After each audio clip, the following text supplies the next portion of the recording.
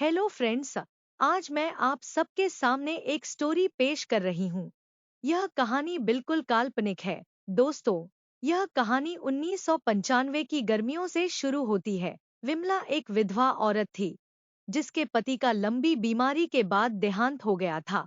वह अपने पति के साथ यूपी के एक छोटे से शहर में रहती थी। विमला का पति रेलवे में कोई जॉब करता था और उसने उसी शहर में एक छोटा सा अपना मकान बना लिया था।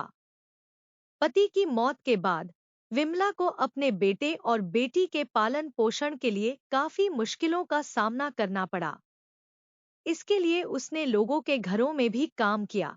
आखिरकार उसने कपड़े सिलने का काम सीख लिया और घर पर ही औरतों के कपड़े सीने लगी।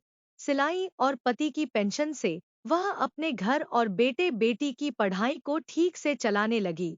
विमला के पति के मौत को 6 साल हो चले थे। विमला बहुत ही घरेलू किस्म की औरत थी। 37 साल में भी उसका बदन एकदम गठा हुआ था और रंग सांबला था। 29 जून 1995 की सुबह के 9 बज रहे थी। विमला कपड़े सी रही थी। उसका बेटा अमन और बेटी रेणु अभी तक उठे नहीं थे क्योंकि स्कूल में छुट्टियां थी। दोनों 1 महीने से स्कूल नहीं गए थे और 2 दिन बाद ही उनके स्कूल खुलने वाले थे। घर के नीचे वाली पोर्शन के बाहर की बैठक में वह कपड़ों को सिला करती थी। विमला अपने ने माथे पर आए पसीने को पोंछती हुई ऊपर की तरफ जाने लगी। ऊपर आकर उसने देखा कि उसका बेटा अमन उठ गया था और ब्रश कर रहा था। विमला, अमन, तुम्हारी दीदी उठी कि नहीं? अमन, जी नहीं दीदी, अभी तक सो रही है। विमला बोली, पता नहीं आजकल की लड़कियां इतनी देर से क्यों उठती है। चलो, छुट्टियां चल रही है, नहीं तो स्कूल जाने में भी देर कर देती है। विमला बड़बड़ाते हुए रेणु के कमरे में आती है जहां रेणु अभी तक सो रही थी। विमला रेणु के बेड पर आकर बैठ जाती है और गौर से अपनी जवान होती बेटी को देखने लगती है। रेणु अपनी मां के विपरीत एकदम गोरी थी। 19 साल की हो गई थी और रेणु की हाइट 5 इंच थी। शोभा अपनी बेटी के माथे पर से बालों के बड़े प्यार से हटाने लगी। विमला बोली, उठ जा बेटी, देख 9 बज गए हैं। रेणु अपनी अधखुली आंखों से, क्या है माँ, सोने दो ना, स्कूल तो बंद है। विमला बोली, स्कूल बंद है तो क्या सारा दिन बिस्तर पर ही रहेगी?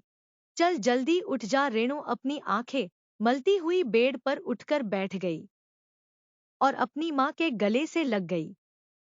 विमला बोली, बेटी की पीठ पर हाथ फेरते हुए, चल जा, फ्रेश हो जा, मैं तेरे लिए चाय ले आती हूँ।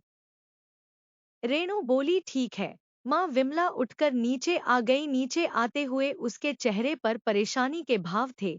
उसे अपनी जवान होती बेटी की शादी और बेटे की पढ़ाई के बारे में सोचने लगी। पति की पेंशन और सिलाई से वह घर तो ठीक ठाक चला रही थे, पर आगे आने वाले समय के लिए कुछ जोड़ नहीं पा रही थी। वह किचन में आ गई और चाय बनाने लगी। चाय बनाकर उसने अपने बेटे और बेटी को चाय दी। तभी बाहर से डोर बेल बजी। विमला ने नीचे आकर गेट खोला। सामने एक साधारण सा दिखने वाला आदमी खड़ा हुआ था। आदमी बोला, नमस्ते भाभी जी, कैसी है? विमला बोली, आदमी की तरफ देखते हुए जबरन अपने होठों पर मुस्कान लाते हुए, नमस्ते कमल भाई साहब, आप बड़े दिनों बाद आए। कमल बोला, हाँ भाभी जी, बस काम कुछ ज्यादा था। विमला बोली, आइए अंदर आइए, बैठे ना भाई साहब, कैसे आना हुआ? कमल विमला के पति के साथ रेलवे में काम करता था। दोनों रेलवे में गैंगमैन की नौकरी करते थे। विमला, भाई साहब बैठिए ना, मैं चाय बनाती हूँ। कमल, अरे नहीं भाभी जी, मैं जरा जल्दी में हूँ, मुझे आपसे कुछ बात करनी थी। विमला बोली, जी हाँ भाई साहब बोलिए। कमल बोला, मेरा एक दोस्त था जो रेलवे में इस शहर में नौकरी करता था।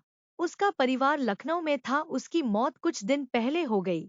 वह अपने पीछे एक लड़का छोड़ गया है। उसकी जगह उसके बेटे को रेलवे में जॉब मिल गई है और वह यहाँ रहने के लिए कोई रूम किराए पर ढूंढ रहा है। अगर आपको अच्छा लगे तो आपके नीचे के 2 रूम खाली हैं।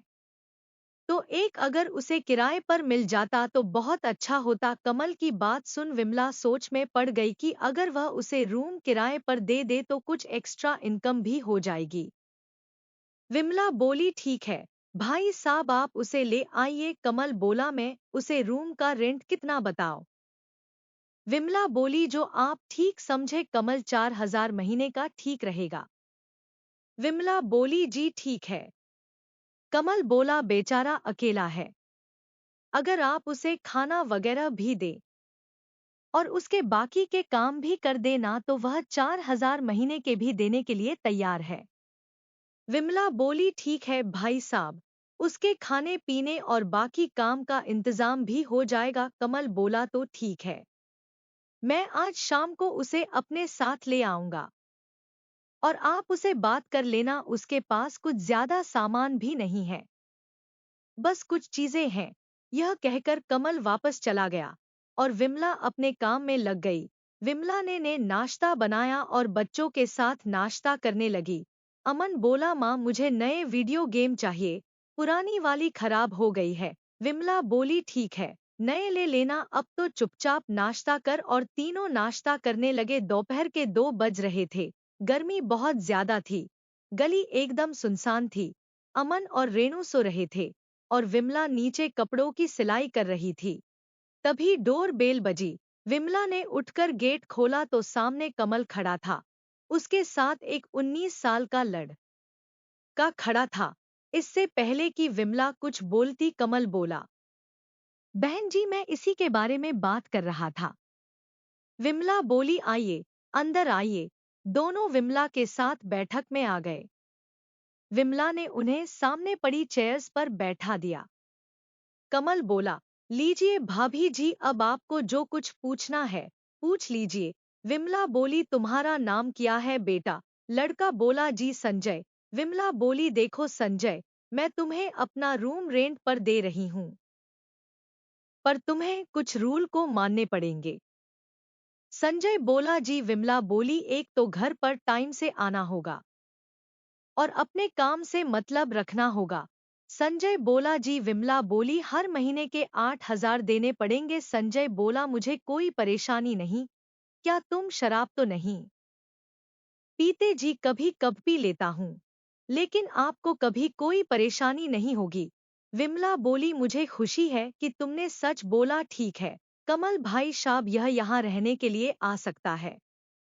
कमल संजय के साथ खड़े होते हुए ठीक है बहन जी, यह शाम को अपना सामान लेकर आ जाएगा।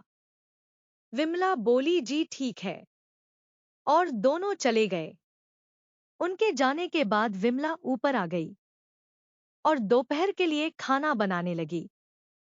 अमन और रेणु उठ चुके थे। खाना बनाने के बाद विमला ने खाना लगा दिया और तीनों खाना खाने लगे। रेणु माँ आज कहीं घूमने चले। विमला बोली नहीं, आज नहीं, आज घर पर नीचे के रूम में किराएदार आने वाले हैं। रेणु क्या माँ तुम मेरी कोई बात नहीं मानती हो, अमन की हर जिद पूरी करती हो, तुम मुझे प्यार नहीं करती। विमला बोली नहीं ऐसे कोई बात नहीं, आज वह किराएदार आने वाला है, कल ले चलूंगी। रेण चुप बैठी रही। शाम के 4 बजे विमला नीचे बैठक में अपना काम कर रही थी। तभी डोर बेल बजी। विमला बोली अपने आप से लगता है संजय होगा। विमला ने गेट खोला तो बाहर संजय हाथों में 2 थैलियां खड़ा था। विमला बोली आओ अंदर आओ।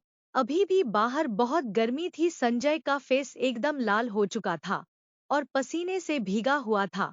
अंदर आते ही विमला ने उसे बैठक में बैठा दिया और खुद उसके के लिए पानी लाने के लिए चली गई। थोड़ी देर बाद विमला वापस आई।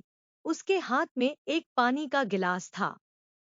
विमला के हाथ से ग्लास लेते हुए धन्यवाद। विमला बोली तो तुम्हारा ड्यूटी टाइम क्या है जी। सुबह 9 बजे से। और रात को कितने बजे आते हो जी। कभी कभी 10 भी बज जाते हैं। अगर मैं कभी लेट हो गया तो वही स्टेशन पर ही सो जाया करूंगा, कोई बात नहीं, 10 बजे तक हमें कोई प्रॉब्लम नहीं है जी। आप बहुत अच्छे हैं, मुझे ऐसे ही मकान मालिक चाहिए थे। विमला बोली तुम्हारी उम्र कितनी है जी 19 साल। विमला बोली, तुम्हारे माता पिता के बारे में सुनकर दुख हुआ। इतनी सी उम्र में अकेले रहना बहुत मुश्किल है। संजय बोला, अब तो आदत सी पड़ गई है। विमला बोली, चलो मैं तुम्हें तुम्हारा कमरा दिखा दूं। मैंने उसे साफ कर दिया था। जी चलिए। और संजय विमला के पीछे बैठक के साथ वाले रूम में आ गया। यह है तुम्हारा कमरा। जी अच्छा है। तुम अपना सामान जमा लो और आराम कर लो। मैं जाती हूँ। जब रात का खाना बन जाएगा मैं तुम्हें बता दूंगी। जी ठीक है। और शोभा के जाने के बाद संजय अपना सामान जमाने लग गया। दोस्तों, संजय एक 19 साल का बिगड़ा हुआ लड़का था। उसके पिता रेलवे में अच्छी पोस्ट पर थे और रेलवे में एक्सीडेंट के दौरान उनकी मौत हो गई थी। संजय जब 15 साल का था तब उसकी मां का देहांत हुआ था। बिना मां के संजय गलत संगत में पड़ गया। वह घर देर से आता था और खूब दारू सिगरेट पीने लगा गया था। संजय के पिता की गांव में काफी जमीन जायदाद थी जो उन्होंने ठेके पर दे रखी थी, लिहाजा पैसे की कोई कमी नहीं थी। अब पिता के मरने के बाद संजय बिल्कुल आजाद हो चुका था। संजय सामान सेट करने के बाद बेड पर लेट गया और उसकी आंख लग गई। उधर रात के 8 बजे चुके थे। विमला खाना तैयार कर चुकी थी। खाना तैयार करने के बाद वह नीचे आए और संजय के रूम के डोर को नॉक किया। संजय आवाज सुनकर जागा और डोर खोला। जी वो मुझे नींद आ गई थी। विमला बोली, कोई बात नहीं, खाना बन गया है। तुम फ्रेश होकर नीचे आ जाओ। आप चलिए, मैं आता हूँ। विमला के जाने के बाद वह नीचे बने बाथरूम में घुस गया और फ्रेश होकर ऊपर आ गया। ऊपर रेणु और अमन दोनों डाइनिंग टेबल पर बैठे हुए थे और विमला खाना परोस रही थी। विमला बोली, अरे आओ संजय बैठो, मैं खाना ही परोस रही थी। बच्चों, यह संजय भैया है। यह नीचे किराए पर आए हैं। चलो दोनों नमस्ते करो। रेणु संजय को कनखियों से देखते हुए, नमस्ते नमस्ते। अमन मुस्कुराते हुए, नमस्ते भैया। संजय सर हिलाते हुए, नमस्ते बेटा। उसके बाद चारों खाना खाने लगे। रेणु बार बार कनखियों से संजय को देख रही थे। संजय एक स्मार्ट हैंडसम लड़का था। रंग एकदम गोरा, पर संजय का ध्यान खाने में था। रेण मन में सोचते हुए अपने आप को बहुत हैंडसम समझता है। कितनी अकड़ दिखा रहा है। चारों ने खाना खत्म किया और विमला बर्तन उठाने लगी। अच्छा आंटी जी, मैं चलता हूँ। विमला बोली, सुनो, नीचे बहुत गर्मी होती है। हम सब ऊपर छत पर खुले में कूलर चलाकर सोते हैं। अगर तुम चाहो तो अपना बिस्तर ऊपर लेकर आ सकते हो। जी आप ठीक कह रही है। नीचे तो बहुत गर्मी है। मैं छत पर ही सोऊंगा। यह कहकर संजय नीचे चला गया। विमला बर्तन साफ करने लगे। रेणु और अमन टीवी देख रहे थे। काम खत्म करने के बाद विमला छत पर बिस्तर लगाने के लिए चली गई। तभी संजय भी ऊपर आ गया और अपना बिस्तर लगा लिया। विमला बोली, अच्छा किया जो तुम ऊपर आ गए। नीचे तो सच में बहुत गर्मी है। विमला बिस्तर लगाने के बाद नीचे चली गई और संजय बिस्तर बिछाकर लेट गया। थोड़ी देर में उसकी आंख लग गई। रात के 12 बजे जब उसकी आंख खुली तो उसने देखा कि उसके साथ वाले बिस्तर पर खाली था और उसके आगे वाले बिस्तर पर रेणु और अमन सो रहे थे। संजय ने नजर घुमाकर दूसरी तरफ देखा तो विमला पास ही एक कोने में पैरों के बल बैठी हुई थी। उसने अपने कपड़े को कमर तक उठा रखा था। यह देख संजय के मन में होने लगी बाथरूम की आवाज संजय को और पागल बनाने लगी। संजय की हालत और खराब हो गई। विमला खड़ी हो गई। विमला ने अपना कपड़ा ठीक किया और अपने बिस्तर पर आकर लेट गई। संजय लेटे हुए विमला को देख रहा था, पर विमला को पता नहीं था कि संजय जगा हुआ है। 5 मिनट बीत गए। विमला सोई नहीं थी और संजय यह बात जानता था। संजय उठा और छत के उसी कोने की तरफ जाकर खड़ा हो गया जहां विमला ने कुछ देर पहले बाथरूम किया था। संजय ने अपने कपड़े को घुटनों के नीचे तक कर दिया विमला यह सब देख रही थी। संजय उससे कुछ 5 से 6 फुट की दूरी पर था। विमला की आंखें संजय के ऊपर अटक गई। विमला ने आज कई सालों बाद किसी मर्द को देख रही थी। विमला का दिल जोरों से धड़कने लगा। आज कई सालों बाद विमला के मन में हलचल होने लगी। संजय ने अपना कपड़ा पहना और वापस अपने बिस्तर पर आकर लेट गया। विमला करवट के बल लेटी हुई थी और संजय पीठ के बल और विमला की नजर संजय पर गड़ी हुई थी। कुछ देर बाद दोनों नींद के आगोश में समा गए। सुबह जब संजय की आंख खुली तो सब नीचे जा चुके थे। संजय ने अपना बिस्तर इकट्ठा किया और नीचे आ गया और फ्रेश होने के लिए चला गया। जब संजय नहाकर बाथरूम से निकलकर अपने कमरे की तरफ जा रहा था, तब विमला उसे नाश्ते के लिए ऊपर बुलाने के लिए नीचे आई। उस समय संजय ने सिर्फ सिंगल कपड़ा पहना हुआ था। संजय का शरीर देख एक बार फिर से विमला का दिल जोरों से धड़कने लगा। संजय ने इस बात को नोटिस किया। विमला बोली, नाश्ता तैयार है, जल्दी ऊपर आ जाना। और जवाब सुने बिना ही विमला वापस चली गई। ऊपर किचन में आकर विमला सोचने लगी, यह मुझे क्या हो गया है? मुझे ऐसा नहीं सोचना चाहिए, यह गलत बात है। उसके बाद संजय ऊपर आकर नाश्ता करने लगा। नाश्ता करने के बाद संजय ने अपना पर्स निकाला और उसमें से 8,000 निकालकर विमला को देते हुए बोला, यह आपका एडवांस रेंट। विमला ने संजय से पैसे ले लिए। अब आगे संजय बोला, मैं आज शाम को लेट हो जाऊंगा, आप मेरा खाना मेरे रूम में रख देना, मैं 10 बजे तक आ जाऊंगा। यह कहकर संजय घर से निकल पड़ा। स्टेशन पर सारा दिन उसके दिमाग में विमला का शरीर घूमता रहा। काम कुछ ज्यादा था। 9 बजे काम खत्म कर संजय शराब के ठेके पर पहुंचा और एक हाफ लेकर पीने लगा। जब संजय घर पहुंचा तो रात के 10 बज चुके थे। गेट बंद था। उसने डोर बेल बजाई तो विमला ने गेट खोला। संजय अंदर आके अपने रूम में चला गया। विमला ने गेट बंद किया और संजय के रूम में आई। विमला बोली, मैं खाना गर्म करके लाती हूँ। संजय बोला, मैंने आपसे कहा था आप मेरा खाना मेरे रूम में रख दे, आप तकलीफ क्यों करती है? विमला बोली, कुछ बात नहीं। विमला ऊपर चली गई। जब वह वापस आई उसके हाथ में खाने की थाली थी। संजय बेड पर बैठा हुआ था। विमला ने सामने रखे टेबल पर खाना रखा। जैसे ही वह खाना रखने के लिए झुकी, उसकी साड़ी का पल्लू नीचे गिर गया। संजय को एक और झटका लगा। विमला ने जल्दी से अपना पल्लू ठीक किया। विमला बोली, खाना खाकर अपना बिस्तर लेकर ऊपर आ जाना। और विमला वापस चली गई। जब संजय खाना खाकर ऊपर गया तो सब सो चुके थी। संजय ने अपना बिस्तर लगाया और लेट गया। संजय को नींद नहीं आ रही थी। शराब का नशा और अभी अभी हुए विमला के दर्शन संजय की नींद उड़ा चुके थे। संजय ने दूसरी तरफ करवट बदली ताकि वह सो सके, पर बार विमला उसके जहन में आ रही थी। तभी उसे पीछे से कुछ आहट हुई। संजय बिना हिले पड़ा रहा। विमला उठकर फिर छत के कोने की तरफ जा रही थी, जो संजय से सिर्फ 4 से 5 फुट दूर था। संजय मन में सोच रहा था कि कहीं विमला यह सब जानबूझकर तो नहीं कर रही। विमला बाथरूम करने के बाद खड़ी हुई और वापस बिस्तर पर आकर लेट गई। संजय का बुरा हाल था। संजय मन में दिन में शरीफ बनती है और अब अपनी जलवा दिखाकर परेशान कर रही है। अब जरा मैं भी इसे अपने जलवा दिखा दूं। संजय उठकर उसी कोने में चला गया और जलवा दिखाकर वापस अपने बिस्तर पर लेट गया। वह चाहता था कि विमला पहल करे ताकि उसके ऊपर कोई बात ना आए, पर कुछ नहीं हुआ। ऐसे ही अगला दिन भी बीत गया।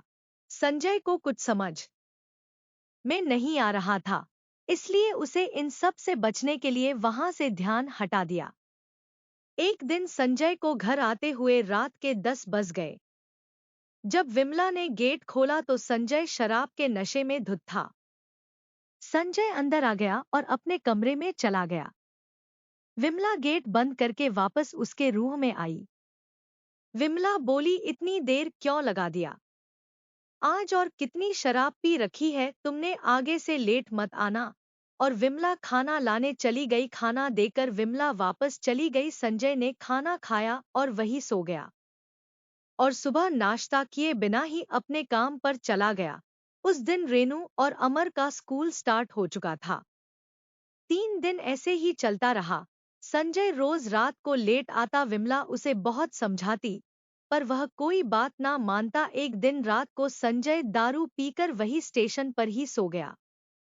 अगले दिन जब उठा तो उसका काम में मन नहीं लग रहा था। उधर विमला संजय के लिए परेशान थी। संजय अपने इंचार्ज से छुट्टी लेकर घर आ गया। जब विमला ने गेट खोला तो वह उस पर बरस पड़ी। विमला बोली, कहाँ था तू, कल आया क्यों नहीं? शराब पीकर कहीं गिर गया था, ऐसे यहाँ नहीं चलेगा। अपनी उम्र तो देखो, क्या हालत बना रखी है। घर पर कोई नहीं था। रेन और अमर स्कूल गए हुए थे। विमला ने उस वक्त सफेद रंग का ब्लाउज और साड़ी पहन रखा था।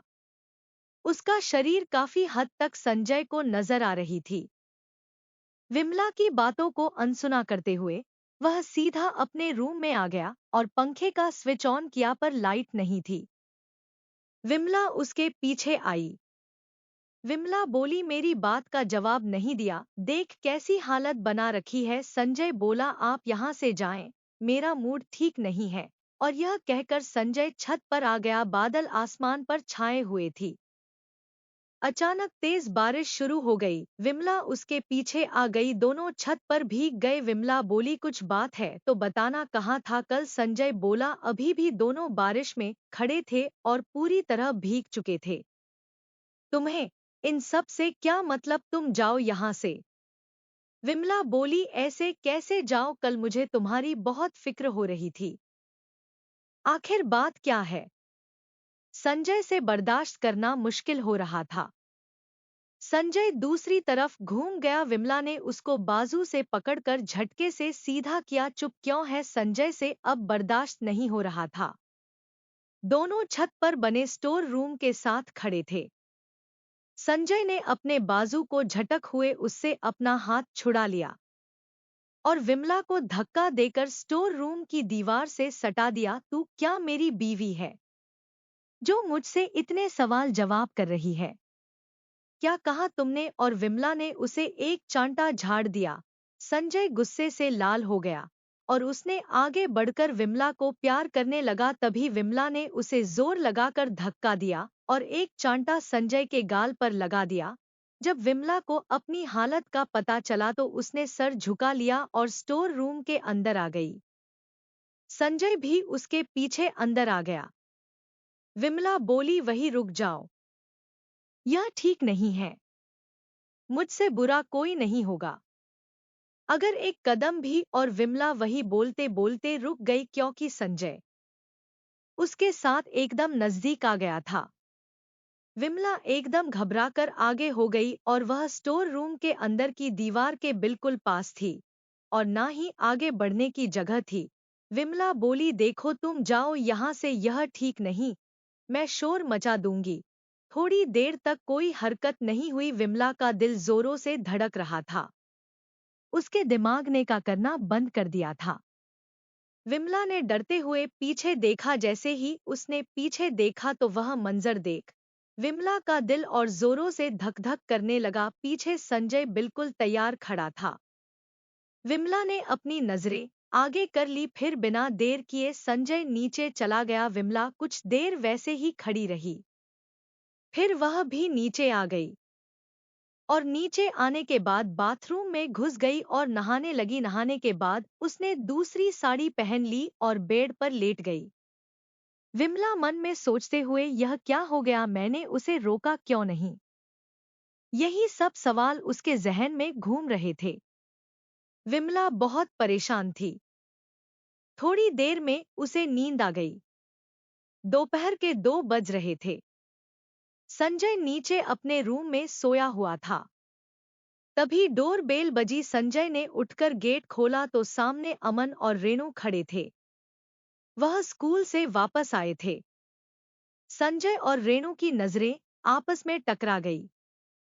दोनों ने एक एक पल के लिए एक दूसरे को देखा, फिर रेणु बिना कुछ बोले अंदर आ गई और ऊपर चली गई और अमन भी छत में ऊपर चला गया। विमला अभी भी सो रही थी। रेणु ने जाकर अपनी माँ विमला को उठाया। विमला एक झटके से उठकर बैठ गई। रेण बोली, क्या हुआ माँ, डर क्यों गई? नहीं कुछ नहीं। कब आए तुम? रेण अभी आई। जाओ ड्रेस चेंज कर लो और हाथ मुंह धो लो, मैं खाना बनाती हूँ। अमन, क्या माँ, अभी तक खाना नहीं बना? मुझे बहुत भूख लगी है। विमला बोली, कोई बात नहीं, मैं अभी 10 मिनट में बना देती हूँ। और विमला उठकर किचन में आ गई और खाना बनाने लगी। खाना बनाते हुए भी उसके दिमाग में सुबह की घटना का सारा मंजर उसकी आंखों के सामने से गुजर जाता। ना चाहते हुए भी विमला को बेताबी होने लगी। सुबह का मंजर ने उसे खुशियों से भर दिया। विमला कई सालों बाद खुशी मिली थी। यहाँ तक कि उसका पति भी जब तक वह जिंदा था 1 या 2 बार उसे खुशी दे पाया था। इतना इतना अच्छा मंजर जिंदगी में पहले कभी नहीं मिला था। जैसे तैसे उसने खाना बनाया और खाना परोस दिया और एक थाली में खाना डालकर नीचे आ गई। रेणु और अमन खाना खा रहे थे। विमला ने जैसे ही संजय के रूम के डोर को हाथ लगाया, वो थोड़ा सा खुल गया। अंदर संजय बेड पर लेटा हुआ था। विमला बेड के पास पड़े छोटे टेबल के पास आई और खाने की थाली टेबल पर रख दी। संजय भी बेड से नीचे उतरकर खड़ा हो गया। विमला बोली, खाना खा लो। विमला यह कहकर वापस मुड़ कर जाने लगी तो संजय ने आगे बढ़कर उसका हाथ पकड़ लिया। विमला बोली, मेरा हाथ छोड़ो। और विमला अपना हाथ छुड़ाने लगी। विमला अपने आप को छुड़ाने की कोशिश करते हुए, यह क्या कर रहे हो? छोड़ो मुझे, बच्चे घर पर है। बाहर बारिश फिर से शुरू हो चुकी थी। विमला की सांसें तेजी से चल रही थी। संजय ने अपना जलवा दिखाना शुरू किया। कुछ देर बाद बिना कुछ बोले ऊपर चली गई। जब विमला संजय के पास थी तो उसका दिल कर रहा था कि वह इसे पकड़े रखे और खूब अच्छी तरह से स्पर्श करे, पर बच्चे घर पर थी, इसलिए वह ऊपर आ गई। ऊपर आकर विमला ने खाना खाया और बर्तन साफ करके ऊपर छत पर चली आई। ऊपर आकर उसने देखा अभी भी हल्की बूंदाबांदी हो रही थी, इसलिए वह नीचे आ गई। रेणु और अमर सोने की तैयारी कर रहे थे। रेण और अमर एक कमरे में सोते थे और विमला का रूम अलग था। रात के 11 बज रहे थे। घर में सन्नाटा पसरा हुआ था। रेण और अमन सो चुके थे, लेकिन विमला अपने रूम में लेटी हुई थी। उसे नींद नहीं आ रही थी। संजय ने उसके अंदर प्यार जगा दी थी। विमला के रूम में 0 वाट का बल्ब जल रहा था। उसका डोर खुला था। तभी विमला को कदमों की आहट आती सुनाई दी। जब वह शख्स विमला के डोर के सामने आया तो वह संजय था। विमला का दिल जोरों से धड़कने लगा। वह मन में सोचने लगी, अब मैं क्या करूं? अगर वह अंदर आ गया तो मुझे डोर बंद कर देना चाहिए। पर ना चाहते हुए भी वह उठ ना पाई और ऐसे ही लेटी रही। संजय बिना आवाज किए उसके रूम में आ गया। संजय 0 वाट के बल्ब के रोशनी में विमला को बिल्कुल साफ देख पा रहा था। वो विमला के बेड के पास आकर खड़ा हो गया। विमला एकटक उसे देख रही थी। विमला एकदम से डर गई। उसे डर था कि कहीं रेणु या अमन देख ना ले और ना ही वह संजय को कुछ कह पाई। विमला जल्दी से बेड से उठकर खड़ी हो गई और डोर की तरफ गई और डोर लॉक कर दिया। डोर लॉक करने के बाद जैसे ही विमला मुड़ी तो उसने देखा संजय बेड पर लेटा हुआ था। विमला पहले से ही बेताब थी। विमला डोर लॉक करके सीधा बेड के पास आकर खड़ी हो गई। थोड़ी देर बाद संजय मुड़कर जाने लगा। विमला बोली, देखो संजय, आगे से जब बच्चे घर पर हो ऐसे हरकत ना करना। संजय मुस्कुराते हुए, ठीक है मेरी जान। और संजय डोर खोलकर निकल गया और नीचे रूम में आ गया। अगली सुबह विमला का चेहरा खिला हुआ था। जब चारों बैठकर नाश्ता कर रहे तो इस तरह से विमला और संजय की जिंदगी अच्छे से चलने लगी। दोस्तों, आपको कहानी कैसे लगी कृपया कमेंट करके बताएं। वीडियो को लाइक करें, चैनल को सब्सक्राइब करें।